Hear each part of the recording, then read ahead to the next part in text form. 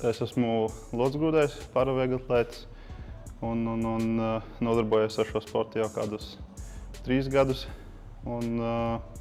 Tās visas dzīves ar visādiem sporta veidiem nodarbojies, bet tā lielāko daļu ir spēka sports, tā kā spēka trīscīņa, nedaudz sacelšana un tad es aizgāju uz locgrūšanu, tagad esmu locgrūdējs vieglatlētis. Tā, kad es kaut kādu mērķi nostādos, arī viņus cenšos sasniegt.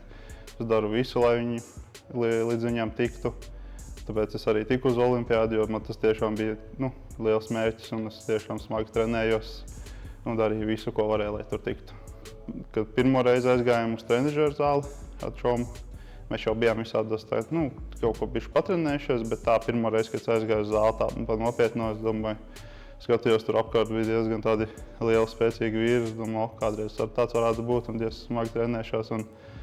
Un nebija tā, ka tur aiziet nervozē un domā, ko citi domās par tevi, varēja pieiet pie visiem un pajautāt, ko darīt. Un viņi būs vienmēr laipni palīdzēt tev, kā man bija diezgan labas atmiņas par pirmo reizi. Sporta akadēmijā mums bija vieglatlētikas kurs un pirmo reizi dzīvē es lodē pieskāros sporta akadēmijā. Tas bija 19 gadi, kad man bija paredzēja pirmo reizi lodes grūst, un tad es domāju, šī tas diezgan forši, jo man patīk spēku sporti, un lodes grūšana arī viens no spēku tādiem sportiem.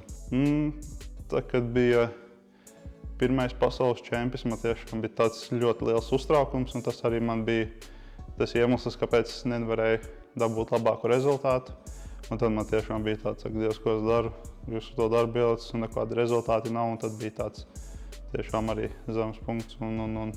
Bet tad jau atkal ir atbalsti un cilvēki, kas pasaka, ka tas tikai pirmās sacensības, ir vēl daudzas priekšā, ir vēl var gatavoties, un tad atkal viss pa jaunu viss sākās un forši. Tas ir darbs, ko es esmu ieguldījis. Es vienkārši nevaru tā pateikt, tā ir labi, viss es vairs neko nedarīšu, tad viss būs vējā aiziet. Ja? Kad varbūt ir tie rezultāti, tās sacensībās, kad es esmu jau ticis tik tālu ar tik maz laiku īstenībā, un tas man tā motivē nepadoties. Un ģimene arī atbalsta un saka, kad es varēšu, es centīšos un darīšu, un tad es arī daru to viņu dēļ. Tā, kad es pasaules čempionātā dabūju sudrabu, un tas bija diezgan foršs moments. Tāds adrenalīns un tāds sajūtas, tāds foršs bija, kad gāju ārā no stadiona. Es domāju, kaut ko esmu jau sasniedzis jau savā sportā, tā nesen tikai sāku un jau šeit es. Un tā, kad es olimpiādē izgāju stadionā lielajā, tur bija 10 000 cilvēku bļāvis, domāju, Dievs. Tāds, diezgan tāds foršs sajūtas arī bija, ka visi sanākuši tā skatīties, atbalstīt un forši bija diezgan, jā. Tagad 28. gadā būs Losandželosā olimpiādas, centīšos tikt gan uz olimpiskajām, gan paralimpiskajām. Es nezinu, vai kāds to Latvijā, man liekas, to neviens nav darījis, tāpēc es centīšos. Un tā tuvākie mērķi ir pasaules čempionātos arī tikt medaļās un uzvarēt.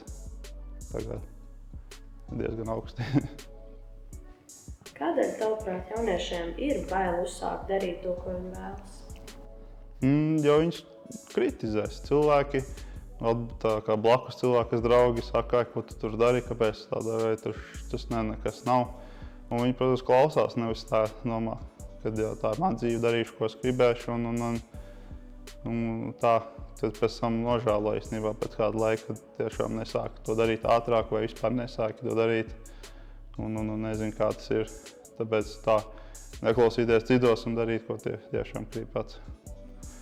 Nepadoties, galvenais censties, izvirzīt mērķi un arī tiekties pēc viņa. Ja nemēģinās, tad arī netiks līdz viņam, bet ja mēģinās, tad ir vismaz iespēja tikt līdz viņam. Tāds ļoti svarīga lieta, kas man sports ir dzīvē, visu dzīvi bijis. Un es nezinu, kurš būtu bez viņa.